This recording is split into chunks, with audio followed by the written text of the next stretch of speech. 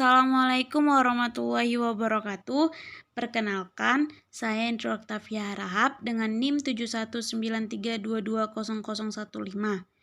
Nah, di video kali ini saya akan membacakan salah satu flowchart yang ada di sistem akuntansi persediaan. Baiklah, flowchart yang akan saya bacakan yaitu prosedur pencatatan harga pokok persediaan yang dikembalikan kepada pemasok. So, let's check this out. Pada flowchart prosedur pencatatan harga pokok persediaan yang dikembalikan kepada pemasok terdiri dari 5 fungsi, yaitu bagian gudang, bagian pengiriman, bagian utang, bagian kartu persediaan, dan bagian jurnal. Yang pertama dimulai dari bagian gudang. Bagian gudang menerima memo debit lembar ketiga dan keempat dari bagian pembelian.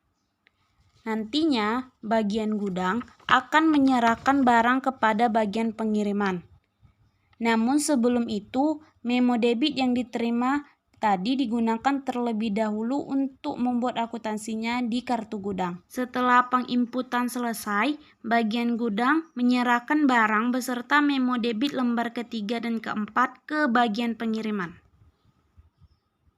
Selanjutnya bagian pengiriman menerima memo debit dari bagian gudang.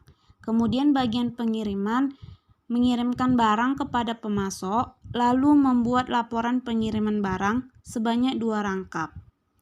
Lembar yang pertama diserahkan ke bagian utang. Lembar yang kedua diarsip secara permanen berdasarkan nomor urut dengan memo debit yang lembar keempat tadi.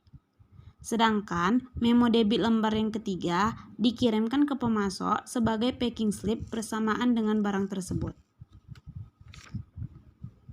Selanjutnya bagian utang menerima dokumen laporan pengiriman barang dari bagian pengiriman dan menerima memo debit lembar yang pertama dan kedua dari bagian pembelian. Kemudian, bagian utang membandingkan jenis dan kuantitas barang berdasarkan dokumen laporan pengiriman barang dan memo debit yang diterimanya. Setelah itu, memo debit lembar pertama dikirim ke pemasok dan memo debit lembar kedua dan dokumen laporan pengiriman barang diserahkan ke bagian kartu persediaan. Setelah itu, bagian kartu persediaan menerima memo debit dan dokumen laporan pengiriman barang. Kemudian, mengisi harga pokok satuan dan harga pokok total pada memo debit.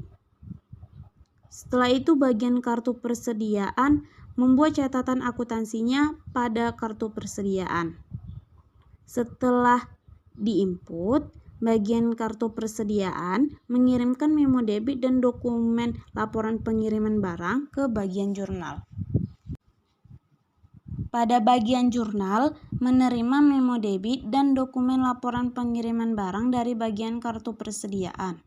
Selanjutnya, memo debit dan laporan pengiriman barang digunakan bagian jurnal untuk membuat catatan akuntansi di jurnal retur pembelian. Setelah pencatatan selesai, bagian jurnal memberikan kembali memo debit dan dokumen laporan pengiriman barangnya ke bagian utang.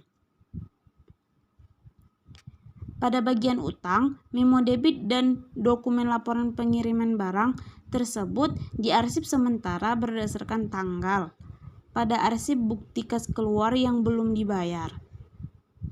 Dan flowchart selesai.